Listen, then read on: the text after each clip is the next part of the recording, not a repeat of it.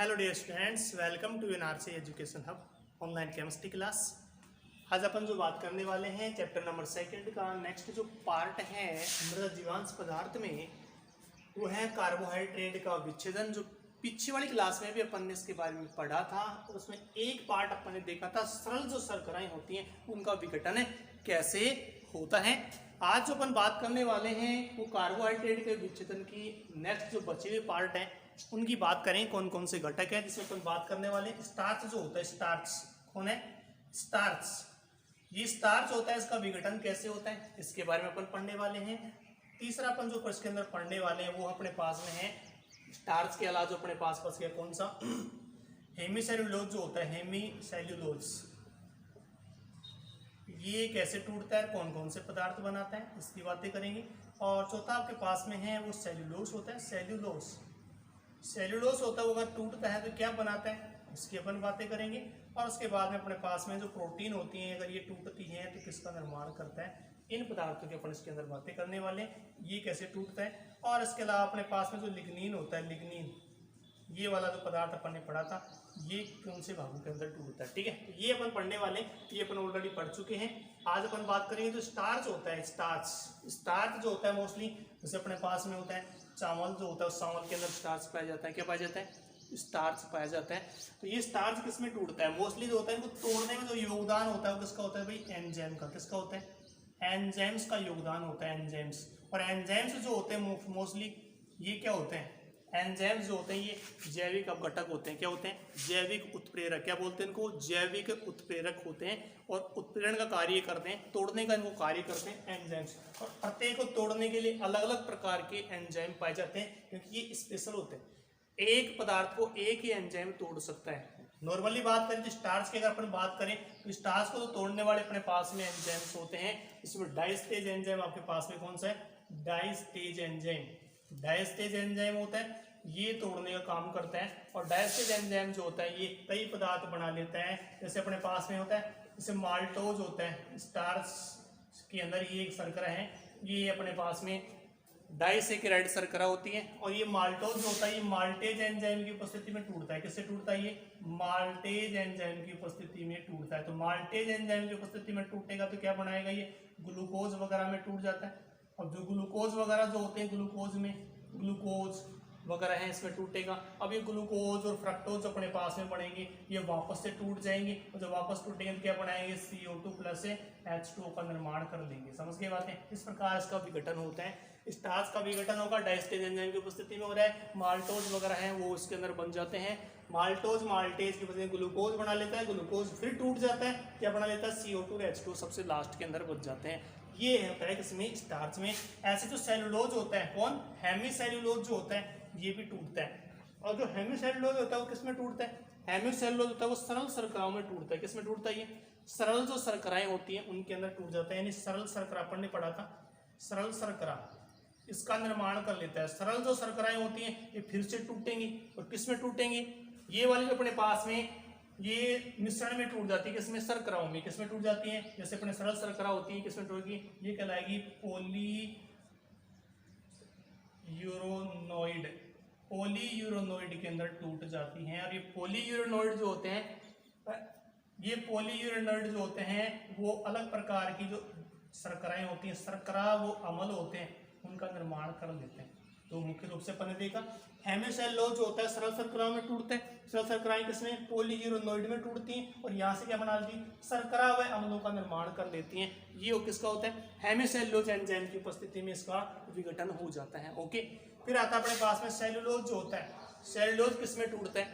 मुख्य रूप से सेल्यूलोज होता है उसका विच्छेदन किसमें होता है? इसकी उपस्थिति में बैक्टीरिया की उपस्थिति में। किसकी उपस्थिति में होता है? ये बैक्टीरिया की उपस्थिति में ये वाला भाग होता है वो टूटता है। और टूटने के बाद क्या बनाता है? ये इसको कौन बोलते हैं? सेलोबायोस। क्या बनाते हैं? सेलोबायोस का निर्माण करते हैं। और जो सेलोबायोस होते हैं ये वापस से टूट के क्या बना लेते हैं? सेलोबायोस जो होता है ये टूट कर क्या बना लेता है? ग्लूकोज। क्या बना लेता है?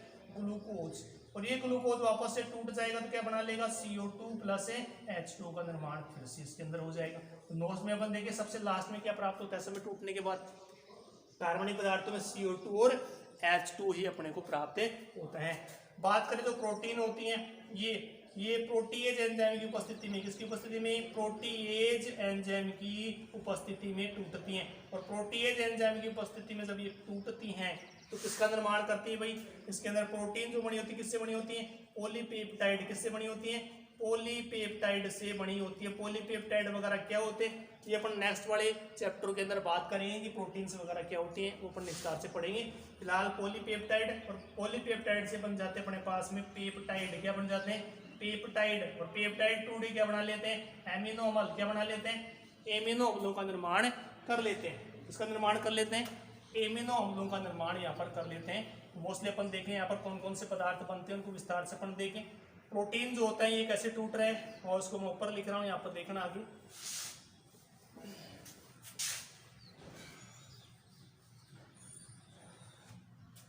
प्रोटीन वाले पार्ट को बना देगा प्रोटीएज एंजाइम, पॉलीपेप्टाइड में पेप्टाइड और एमिनो अम्लों के अंदर ये टूट जाता है। कौन, प्रोटीन्स। लास्ट अपने पास में है वो कौन है, लिग्निन। कौन है, लिग्निन। और जो लिग्निन होता है वो किसमें टूट जाता है, लिग्निन सबसे कठोर पदार्थ होता है तो सबसे धीरे टूटता है। सबसे धीरे टूटने वाला जो पदार्थ है, सबसे धीरे विच्छेदन दर्शाता है, सबसे धीरे विच्छेदन होता है किसका, लिग्निन का।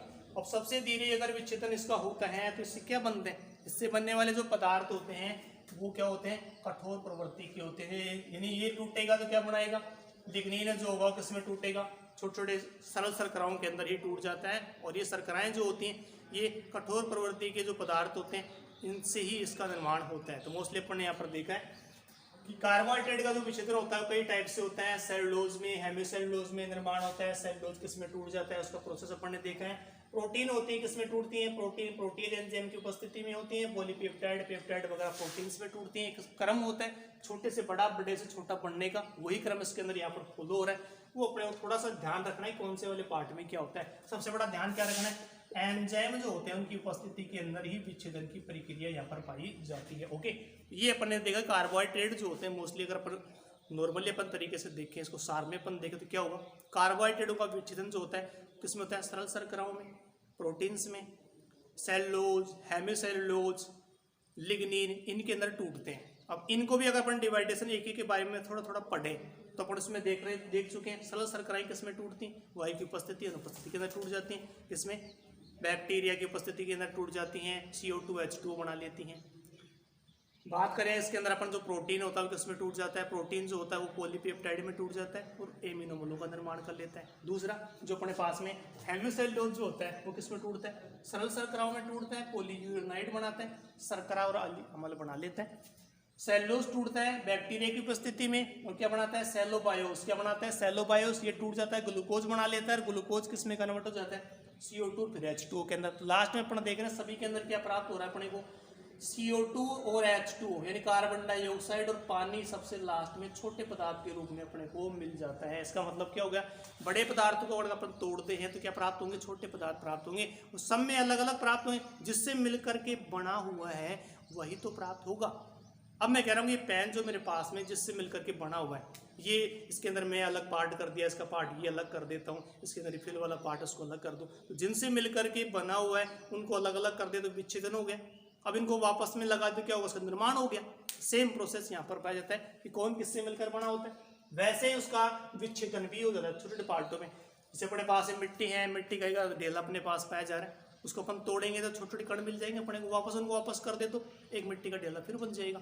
ये प्रोसेस क्या कहलाएगा, विच्छेदन कहलाता है। ओके, फिलहाल अपन ने बात की आज कार्बोहाइड्रेटों का विच्छेदन वाला जो टॉपिक था अपना यहाँ पर क्लियर हो गया है। नेक्स्ट अपन बात करेंगे कि विच्छेदन को कौन कौन से कारक प्रभावित करते हैं, उनकी बातें अपन नेक्स्ट वाले वीडियो में करने वाले हैं। ओके स्टूडेंट्स, आई थिंक आप इसको समझ रहे होंगे कि कौन से वाले पार्ट में क्या है। सबसे पहले अपने दिमाग में यही रखना है स्टूडेंट्स, बेसिक चीज़ों को क्लियर करना है। मृदा जो होती है वो क्या होती है, पीछे वाला चैप्टर अपने को अगर माइंड में रहेगा तो ही अपने को अगले वाले चैप्टर धीरे धीरे समझ में आने लग जाएंगे। जैसे आपको मृदा का क्लियरिटी है कि मृदा में क्या होता है क्या नहीं होता है, अगर वो क्लियर है तो आप आसानी से क्या समझ सकते हैं कि जीवांश पदार्थ क्या होते हैं। जीवांश पदार्थ अगर होते हैं तो उसके अंदर कौन कौन से घटक पाए जाते हैं, कार्बनिक घटक पाए जाते हैं। कार्बनिक घटक में कौन कौन से आते हैं, कार्बोहाइड्रेट वगैरह जो होते हैं ये आते हैं। अब कार्बोहाइड्रेट क्या होता है उसकी अपन ने बात की, कार्बोहाइड्रेट किस में टूटता है उसकी अपन ने यहाँ पर बात की। स्टेप से स्टेप जुड़ा हुआ है, वो स्टेप टू स्टेप अपने को याद होना चाहिए। ओके, तो नेक्स्ट वाले अपनी क्लास में इसकी बातें और करने वाले हैं कि आगे किस प्रकार से कौन कौन से कार्य इसको प्रोवाइड करते हैं। Okay, thank you.